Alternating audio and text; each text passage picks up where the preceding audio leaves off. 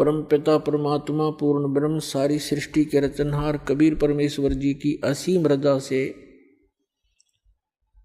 आप सभी पुण्यात्माएं सत्संग श्रवण करने के लिए उपस्थित हुए।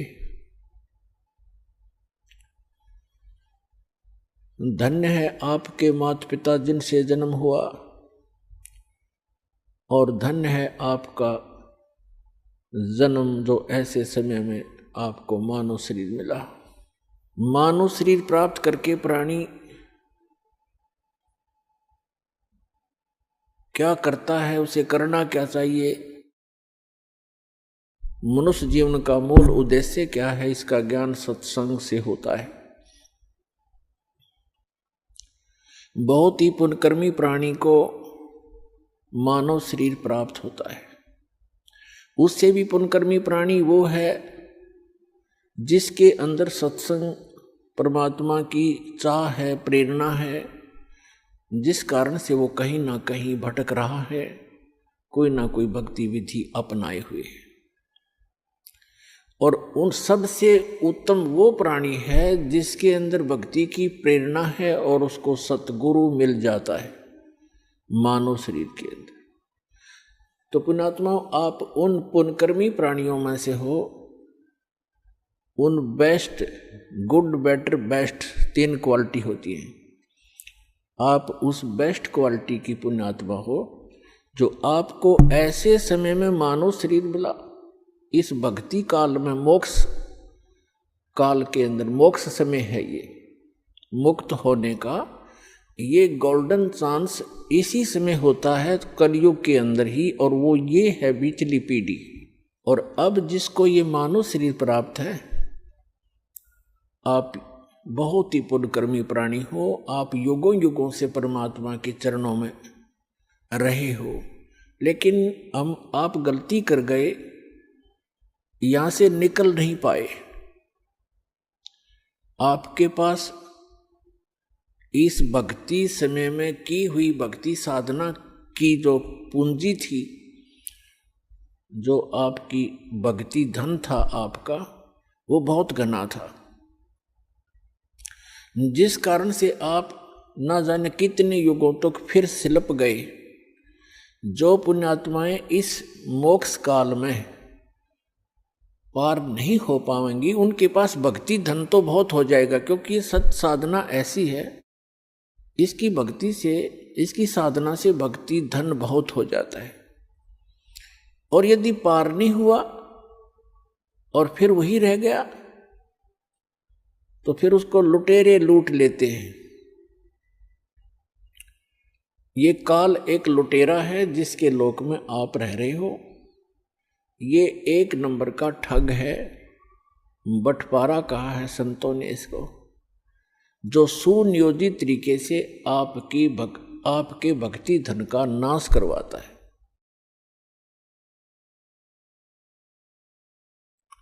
तो उससे बचने के लिए आप जी ने अब बड़ी सावधानी बरतनी है और सतलोक चलना है, अपना पीछा छुटवाना है। मनुष्य शरीर प्राप्त करके जो प्राणी भक्ति नहीं करते, तो वो अपना जीवन नाश कर जाते हैं। और जो भक्ति करते भी हैं, अंतिम श्वास तक सावधान नहीं रहते, तो वो भी बने बनाए काम को बिगाड़ लेते हैं। भक्त को अंतिम श्वास तक साधना करनी पड़ेगी, मर्यादा में रहना पड़ेगा। जैसे खेल के खिलाड़ी होते हैं,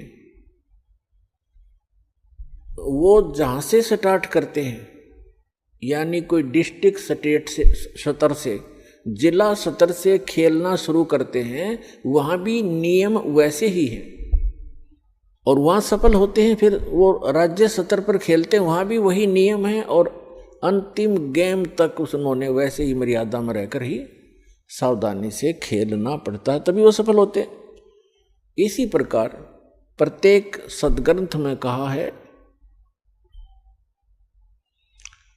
कि परमात्मा की भक्ति अंतिम श्वास तक करनी होती है।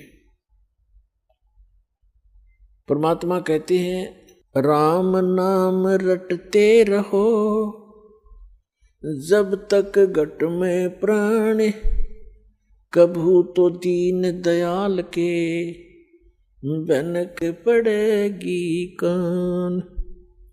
ये सूक्ष्म वेद की वाणी है जो परमात्मा अपने मुख कमल से स्वयं ही आकर के बोला करते हैं यथार्थ ज्ञान। इसी का समर्थन दिया है यजुर्वेद अध्याय नंबर 40 के मंत्र नंबर 15 ने।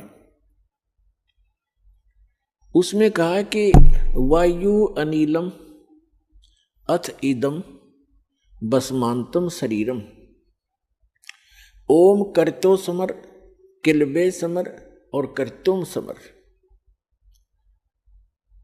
अंतिम श्वास तक इस जीवन का, इस शरीर के नष्ट होने तक इस ओम नाम का जाप काम करते करते करो, सिमरण करो, विशेष कसक के साथ यानी श्रद्धा के साथ, एक विशेष आस्था के साथ इसका सिमरण करो और मनुष्य जीवन का मुख्य कार्य समझकर इसका सिमरण करो। तब आप शरीर छोड़कर जाओगे तब तक इसका सिमरण करते रहोगे। इस ओम नाम से जितना भी अमरत्व आपको प्राप्त होगा वो इस मंत्र से हो जाएगा। फिर ये तो है ब्रह्म तक की साधना। अब चाहे आप ब्रह्म की साधना करो और चाहे आप किसी परब्रह्म की साधना करो या परम अक्षर ब्रह्म की साधना करो, उनके लिए एक जैसे ही नियम होते हैं। श्रीमद् भगवद गीता में लिखा है 8वें अध्याय के 13वें श्लोक में गीता ज्ञानदाता कहता है कि मेरा सुमरण जो है, मेरी भक्ति, ओम इति एकाक्षरम ब्रह्म व्यवहारण माम अनुसमरण यह प्रयाति तजन देहम सयाति परमाम गतिम। मुझ ब्रह्म का केवल एक अक्षर ओम मंत्र है और कोई नहीं, नथिंग एल्स। इति बस यही फाइनल है। और जो इस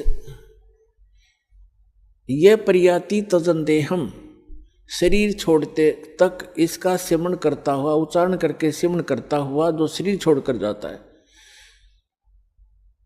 सयाति परमाम गतिम, वह है ओम से मिलने वाली परम गति प्राप्त करता है। ओम किसका मंत्र है? ब्रह्म का। और ओम से कौन सा स्थान प्राप्त होता है? ब्रह्मलोक। देवी भागवत के अंदर 7वें स्कंद में गीता प्रेस गोरखपुर से प्रकाशित सचित्र मोटा टाइप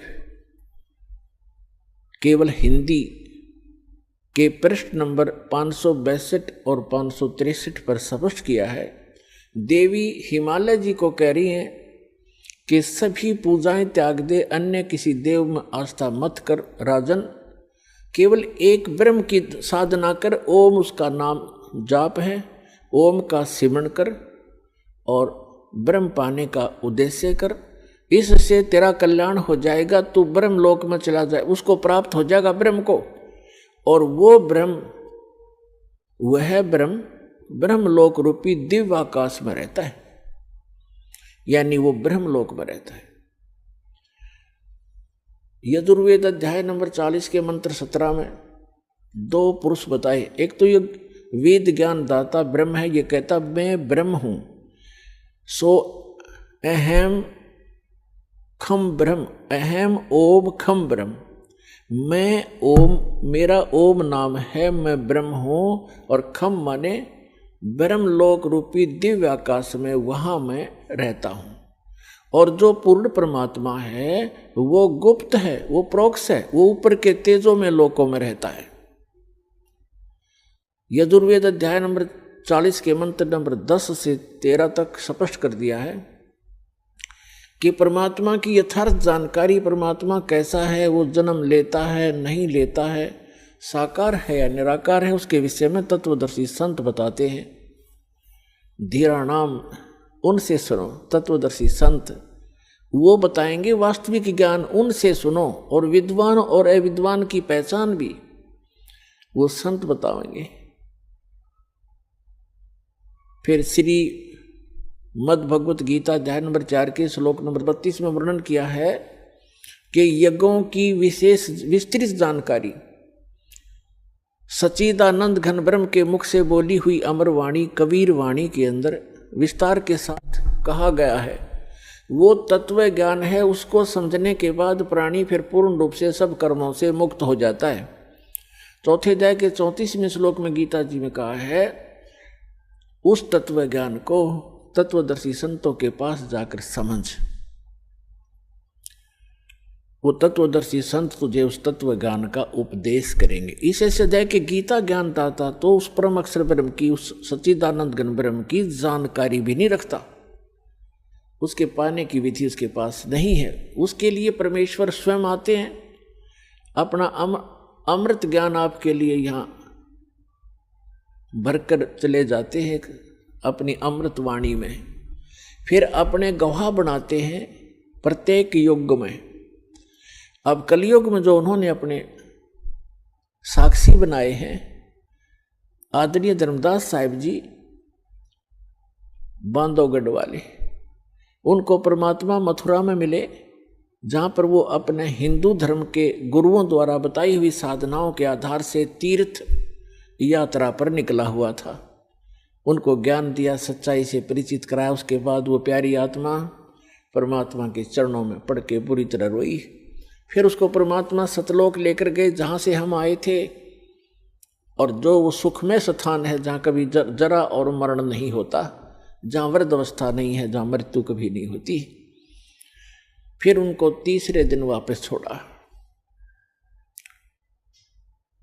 तो वो परमात्मा कबीर साहिब के गवाह बने कि परमात्मा कबीर आप ही परमात्मा हो।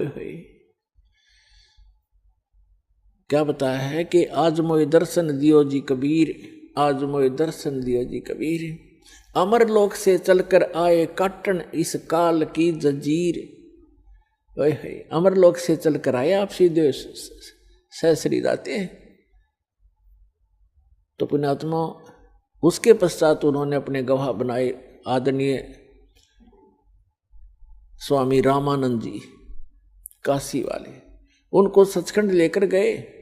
वो योगी पुरुष अपने आप में योगी पाक रहे थे, चारों वेदों और गीता पुराण आदि के वह ब्रह्मज्ञ ज्ञाता प्रसिद्ध हो रहे थे। जब परमात्मा ने बताया कि स्वामी जी 4 वेद और पुराण 18 ये एक उजड़ जेरा है, तत्व ज्ञान परम साहेब का वो तो ज्ञान उचेरा है। रामानंद जी वेदों पर गर्व करते थे, पुराणों और गीता पर गर्व करते थे कि इस कंप्लीट स्पिरिचुअल नॉलेज है, संपूर्ण अध्यात्म ज्ञान है। परमात्मा ने कहा कि ये तो एक उज्जड़ झेरा है, 4 वेद और पुराण 18 ये एक उज्जड़ झेरा है, इससे निकल नहीं सकते इस साधना से, ये इनकम्प्लीट है। फिर रामानंद जी के भ्रम को निवारण करने के लिए सचखंड लेकर गए। वहाँ देखा अपना वास्तविक स्थान और परमात्मा बैठे सिंहासन पर, राजा के समान, सिर पर मुकुट, सफेद छत्र और राजा की तरह अनंत कोट ब्रह्मांड के संचालक के सिंहासन पर विराजमान प्रभु को देखा उस 5 वर्ष के बालक के रूप में, और फिर अपना वास्तविक रूप बनाया, फिर बालक रूप धारण किया, फिर उस महापुरुष को वापस छोड़ दिया। तब स्वामी रामानंद जी ने कहा था कि 2 ठोर है एक तू, 2 ठोर, वहाँ भी आप हो यहाँ भी आप हो, 2 ठोर है एक तू भया एक से 2, और गरीब दास हम कारणे आए हो मगजो। तुम साहेब तुम संत हो, तुम सतगुरु तुम हंस, गरीब दास आपके रूप बिना और न दूजा अंश।